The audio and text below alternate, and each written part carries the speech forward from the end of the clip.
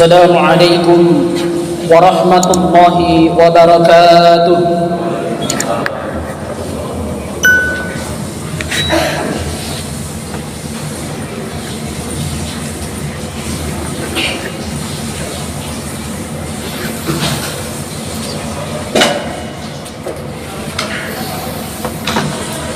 الله أكبر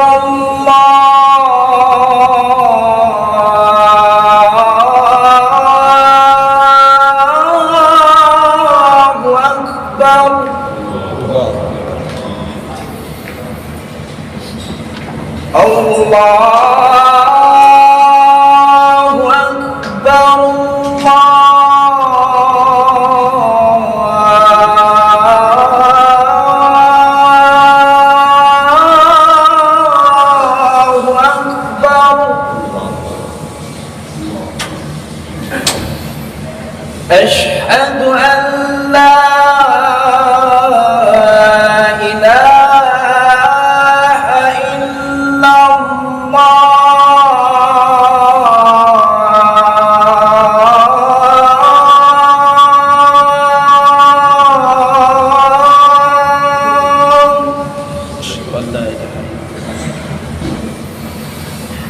أشهد أن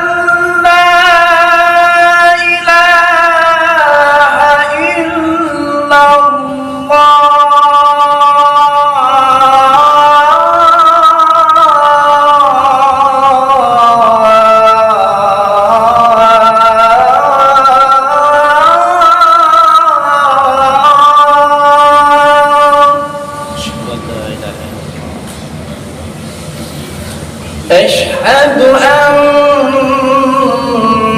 محمدًا رسول الله.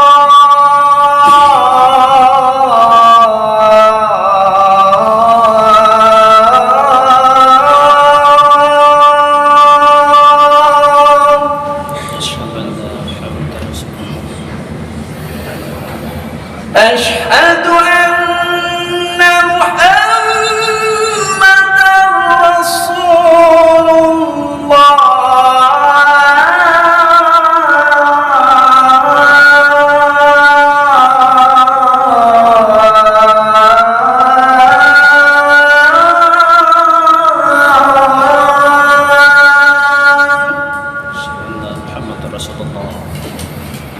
حي على الصلاة.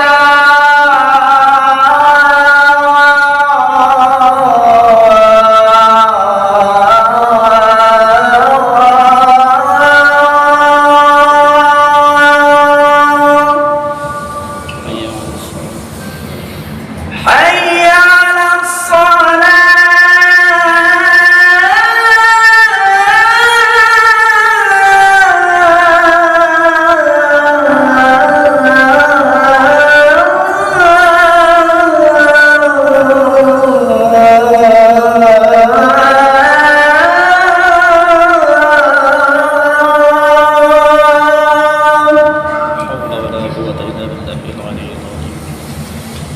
حي على الفلاح.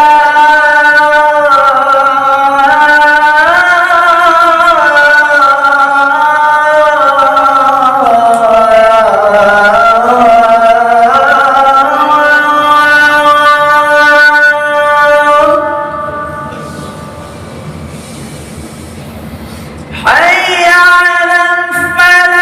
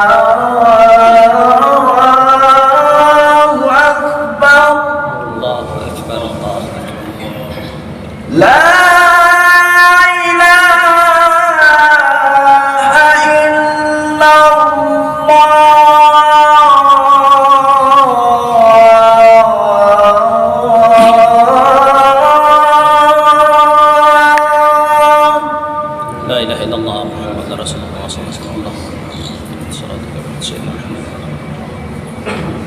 Sallallahu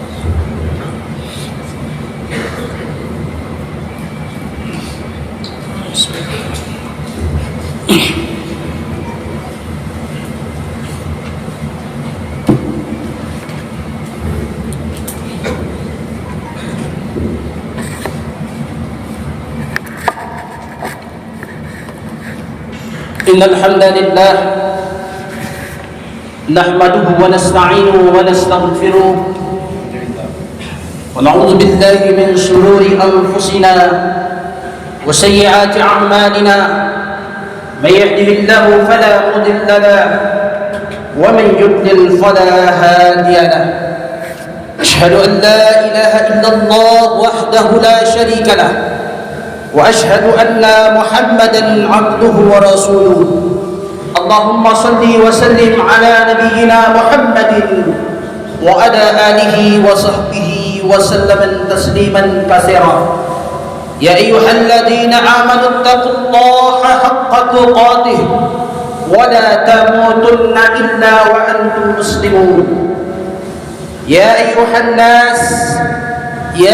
الناس اتقوا ربكم الذي خلقكم من نفس واحدة وخلق منها زوجها وبث منهما رجالا كثيرا ونساء واتقوا الله الذي تساءلون به والأرحام إن الله كان عليكم رقيبا يا أيها الذين آمنوا اتقوا الله وقولوا قولا سديدا يصلح لكم أعمالكم ويغفر لكم ذنوبكم ومن يطع الله ورسوله فقد فاز فوزا عظيما.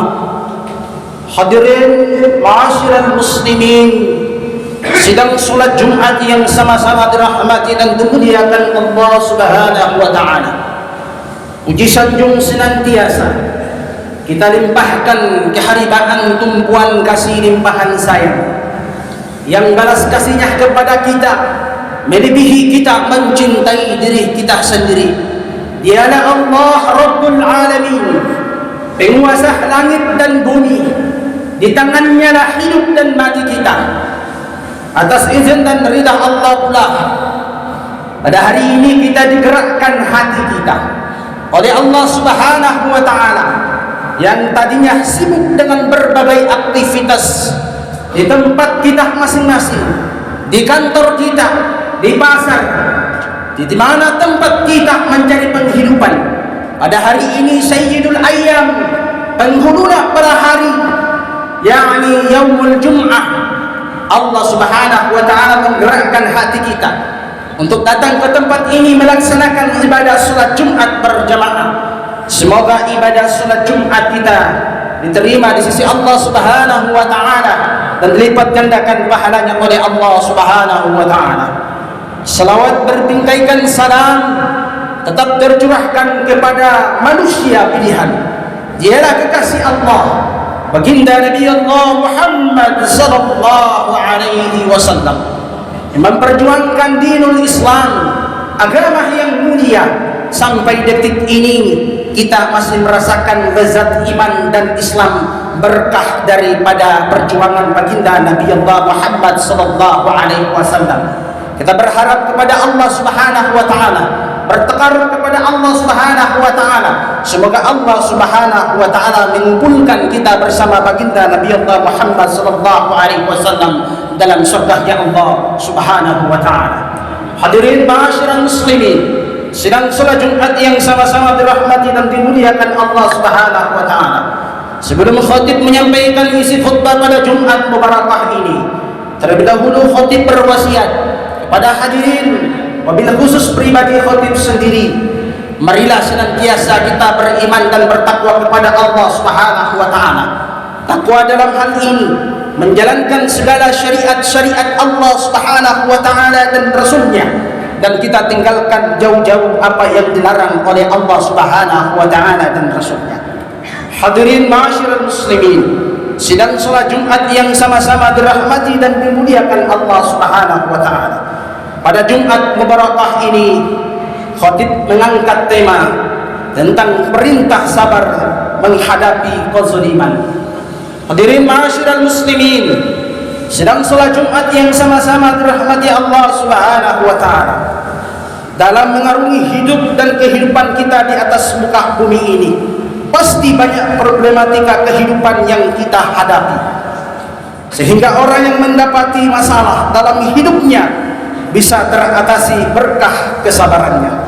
Atau orang yang terzolimi, dia bisa mengatasi masalahnya karena berkah daripada kesabarannya. Maka Allah Subhanahu wa taala berfirman dalam Al-Qur'an surah An-Nahl ayat 126. A'udzu billahi minasyaitonir rajim. Wa in 'aqibatum fa'aqibu bimisli ma 'uqibatum bih wa la in sabartum lahuwa khairul lis-sabirin. Kata Allah Subhanahu wa taala, dan jika kamu membalas, maka balaslah dengan balasan yang sama dengan siksaan yang ditimpakan kepadamu. Tapi jika kamu bersabar, sesungguhnya itulah yang lebih baik bagi orang yang bersabar. Hadirin ma'asyiral muslimin, sidang salat Jumat yang sama-sama dirahmati dan dimuliakan Allah Subhanahu wa taala. Dalam kehidupan kita sehari-hari, memang tidak jarang kita mendapatkan perlakuan yang tidak menyenangkan. Mulai dari hal-hal kecil seperti disalahpahami, dicurigai, dibohongi, kemudian diadu domba hingga difitnah. Sebagai manusia yang normal, semua itu membuat kita sakit hati dan tidak bisa menerimanya begitu saja. Maka jika kita ingin membalasnya, janganlah melebihi kezaliman yang telah mereka lakukan. Tetapi jika kita bersabar, maksudnya tidak membalasnya, maka itu lebih baik. Apalagi kita mau memaafkan kesalahan orang tersebut, berarti kita berperilaku terpuji di hadapan Allah Subhanahu wa taala. Derajat kita pun terangkat karena berkah daripada kesabaran kita. Hadirin ma'asyiral muslimin, sedang salat Jumat yang sama-sama dirahmati dan dimuliakan Allah Subhanahu wa taala. Mengapa demikian? Sebab memaafkan selain merupakan akhlak paling utama, juga meningkatkan kemuliaan di hadapan Allah Subhanahu wa taala. Hal itu dinyatakan dalam dua hadis Nabi baginda Nabi sallallahu alaihi wasallam. Yang pertama, memaafkan adalah akhlak paling utama. Tidak bisa dipungkiri, memaafkan kezaliman orang lain adalah suatu perbuatan yang sulit kita lakukan. Yang sering terjadi selama ini adalah sekalipun kita tidak membalas kezalimannya, tetapi tidak memaafkannya. Apalagi jika kita tidak bersalah, bahkan selama ini kita sudah berjasa kepadanya. Karenanya memaafkan menurut Nabi kita adalah akhlak yang paling utama. Dari sahabat baginda Nabi sallallahu alaihi wasallam, Uqbah bin Amir radhiyallahu anhu memberitakan, Nabi Muhammad sallallahu alaihi wasallam bersabda, "Wahai Uqbah, kuberitahukan kepadamu tentang akhlak penghuni dunia dan akhirat yang paling utama. Yang pertama, menyambung hubungan persaudaraan dengan orang yang memutuskan hubungan denganmu. Yang kedua, memberi orang yang tidak mau memberimu. Dan yang ketiga, kata baginda Nabi sallallahu alaihi wasallam, maafkanlah orang yang telah menzalimimu." Hadirin ma'asyiral muslimin, sidang salat Jumat yang sama-sama dirahmati dan dimuliakan Allah Subhanahu wa taala. Kemudian yang kedua, memaafkan adalah tingkatan yang paling mulia di hadapan Allah Subhanahu wa taala. Terkadang memang ada orang yang sengaja membalas kezaliman orang lain dengan perbuatan serupa. Alasan mereka pun sesungguhnya dapat dibenarkan, yakni agar dia tidak diperlakukan seminah-minah lagi dan pelakunya tidak mengulangi perbuatannya. Padahal kalau kita sabar dan memaafkan, kita akan dimuliakan oleh Allah Subhanahu wa taala. Hal itu ditegaskan dalam dua hadis baginda Nabi sallallahu alaihi wasallam. Baginda Nabi sallallahu alaihi wasallam bersabda, ada tiga perkara yang ketiganya kuketahui sebagai perkara yang benar. Kata baginda Nabi SAW, orang yang memaafkan perbuatan aniaya, maka Allah Subhanahu wa ta'ala menambah kemuliaan baginya. Yang kedua, orang yang meminta dengan tujuan agar menjadi kaya, maka Allah Subhanahu wa ta'ala akan menambah kefakiran bagi mereka. Dan yang ketiga adalah orang yang bersedekah dengan mengharapkan pahala dari Allah Subhanahu wa ta'ala, maka Allah Subhanahu wa ta'ala akan menambah hartanya. Hadirin ma'asyiral muslimin, sidang salat Jumat yang sama-sama dirahmati dan dimuliakan Allah Subhanahu wa ta'ala, Nabi Muhammad sallallahu alaihi wasallam juga bersabda, memaafkan tidaklah menambah suatu kepada seorang hamba kecuali kemuliaan. Oleh sebab itu, perbanyaklah kalian memaafkan, niscaya Allah akan memuliakan kalian. Maka dalam kehidupan ini pasti kita menghadapi berbagai masalah, baik besar maupun kecilnya. Tetapi konsep Al-Quran menawarkan bahwa ketika orang yang senantiasa menzalimi diri kita, ketika kita sadar bahwa pahala terbesar yang Allah berikan kepada orang-orang pilihan, yakni orang-orang yang senantiasa bersabar di hadapan Allah Subhanahu wa ta'ala, maka Allah sangat memuliakan. Hadirin ma'asyiral muslimin, sidang salat Jumat yang sama-sama dirahmati dan dimuliakan Allah Subhanahu wa ta'ala, kiranya inilah khutbah singkat yang khatib sampaikan pada Jumat yang berkah ini. Semoga yang benar datangnya dari Allah Subhanahu wa ta'ala dan yang salah datangnya dari pribadi khatib yang dhaif ini. Barakallahu li wa lakum fil Qur'anil Karim wa nafa'ni wa iyyakum fihi min al-ayati wa zikril hakim wa taqabbal minni wa minkum tilawatahu innahu huwal ghafurur rahim. Beristighfar kepada Allah. Astagfirullah.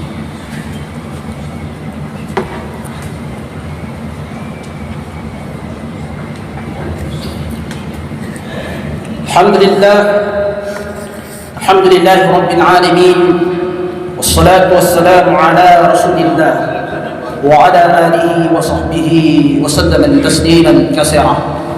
Ya ayyuhalladzina amanu taqullaha haqqa tuqatih wa la tamutunna illa wa antum muslimun.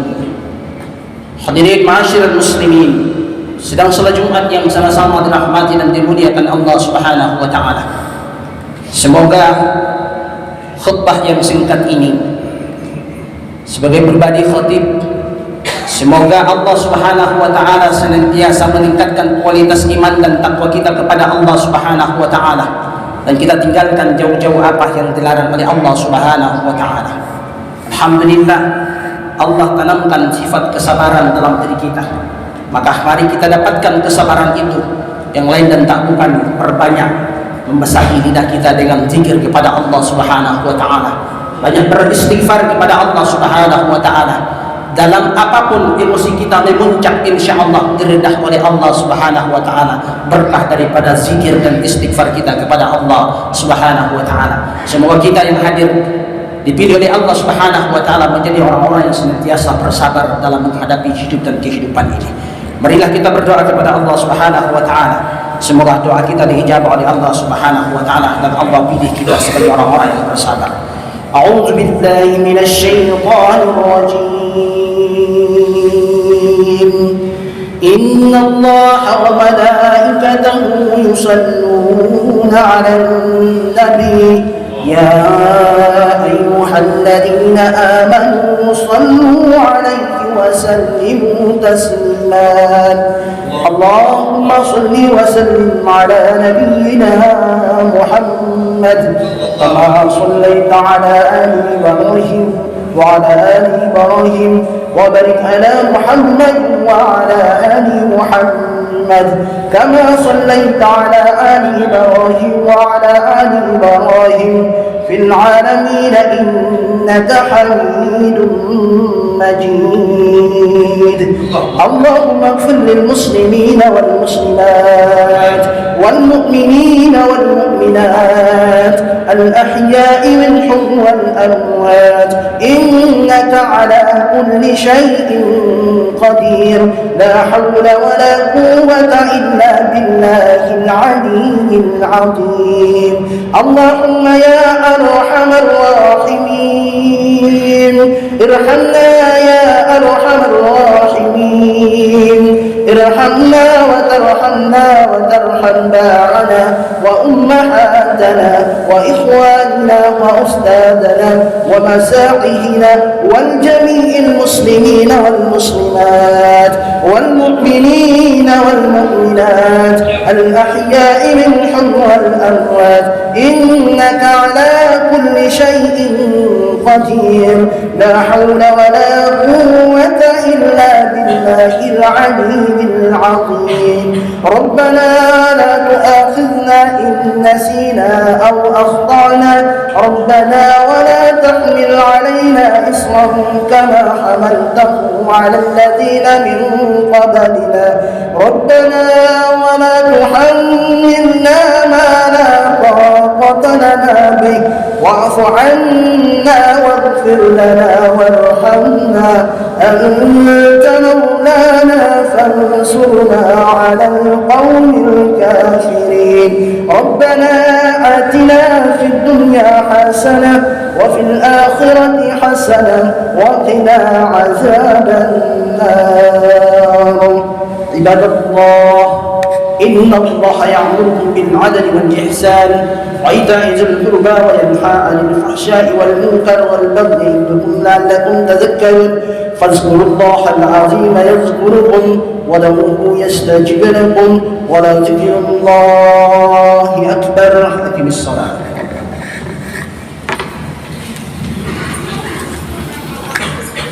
الله أكبر الله أكبر. أشهد أن لا إله إلا الله. أشهد أن محمدا رسول الله. حي على الصلاة حي على الفلاح قد قامت الصلاة قد قامت الصلاة. الله أكبر الله أكبر. لا إله إلا الله. لا إله إلا الله محمد رسول الله صلى الله عليه وسلم.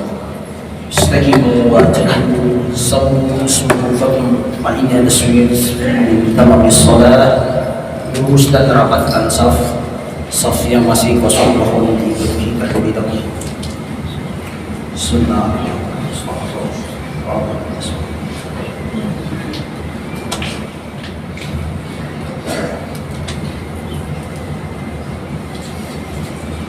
Allahu Akbar.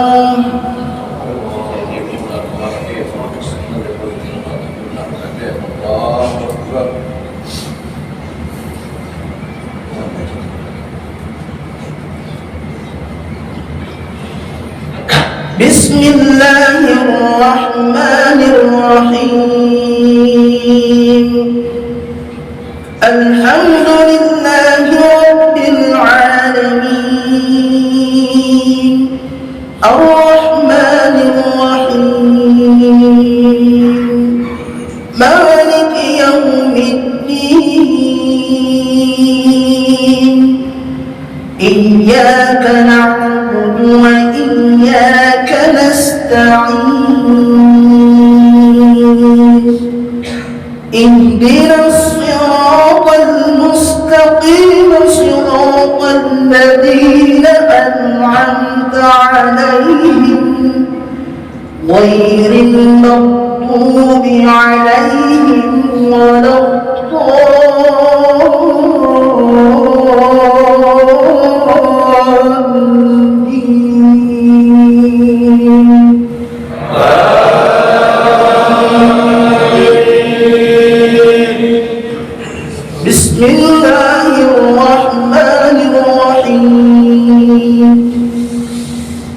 سبح اسم ربك الأعلى الذي خلق فسوى والذي قدر فهدى والذي أخرج المرعى فجعله غثاء أحوى سنقرئك فلا تنسى إلا ما شاء الله إنه يعلم الجهر وما يخفى ونيسرك لليسرى فذكر إن نفعت الذكرى سيذكر من يخشى ويتجنبها الأشقى الذي يصلى النار الكبرى ثم لا يموت فيها ولا يحيا قد أفلح من تزكى وذكر اسم ربه فصلى بل تحسنون الحياة الدنيا والآخرة خير وأبقى إن هذا لفي الصحف الأولى صحف إبراهيم وموسى.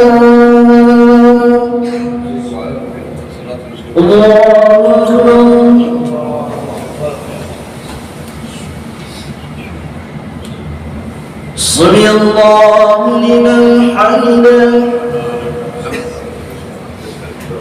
الله أكبر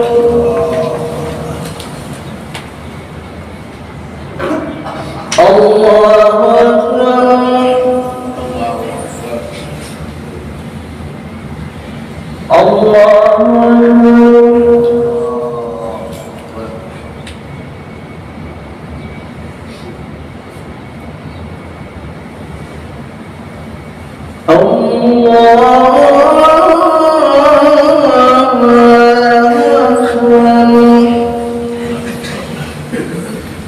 بسم الله الرحمن الرحيم الحمد لله رب العالمين الرحمن الرحيم مالك يوم الدين إياك نعبد وإياك نستعين اهدنا الصراط المستقيم صراط الذين أنعمت عليهم غير المغضوب عليهم ولا الضالين.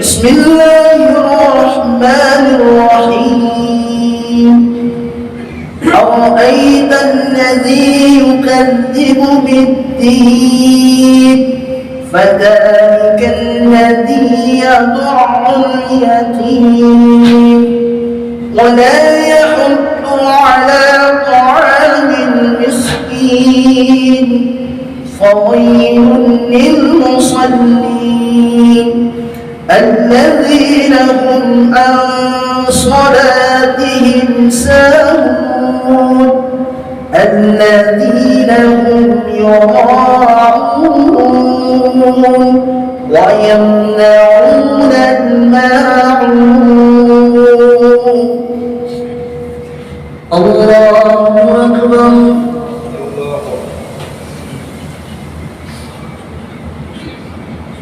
سمع الله لمن حمده الله أكبر.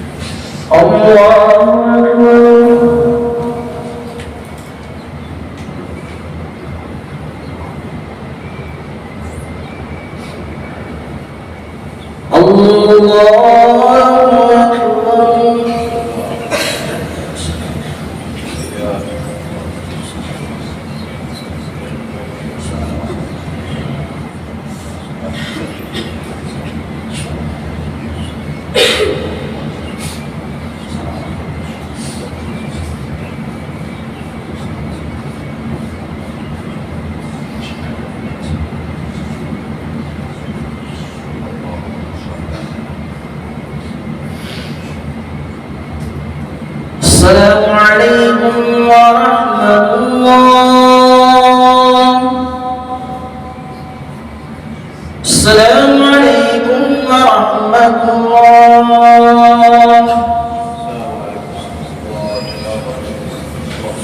صلى الله الذي الذي لا إله إلا هو الحي القيوم وأتوب إليه. صلى الله العظيم الذي لا إله إلا هو الحي القيوم وأتوب إليه.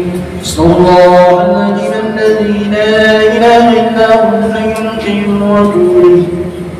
اللهم أنت ربي لا إله إلا أنت خلقتني ولا أملك ولا أجد ظالم ما استبدت.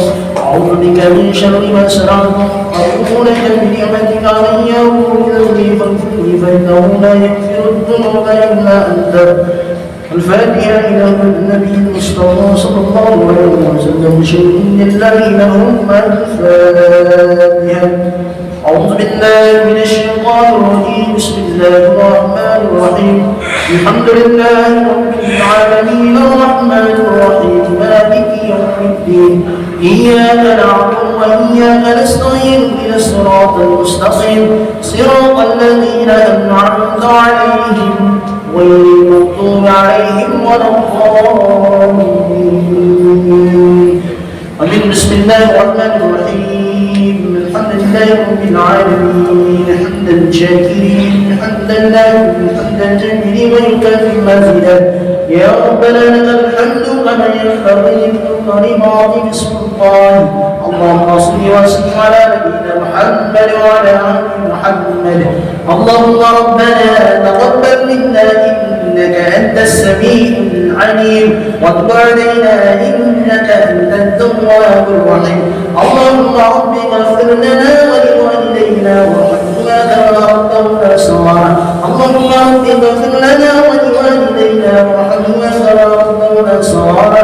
اللهم رب اغفر لنا ولوالدينا وارحمنا كما ربونا صغارا. اللهم ربنا هب لنا من ازواجنا وذرياتنا قرة اعين واجعلنا للمتقين اماما ولا تجعل في قلوبنا غلا للذين امنوا ربنا انك رؤوف رحيم. ربنا ظلمنا انفسنا وان لم تغفر لنا وترحمنا لنكونن من الخاسرين. رب اجعلني مقيم الصلاة ومن ذريتي ربنا وتقبل دعاء. ربنا آتنا في الدنيا حسنة وفي الآخرة حسنة وقنا عذاب النار. وصلى الله على خير نبينا محمد. سبحان ربك رب العزة عما يصفون والسلام على المرسلين والحمد لله رب العالمين. استغفر الله.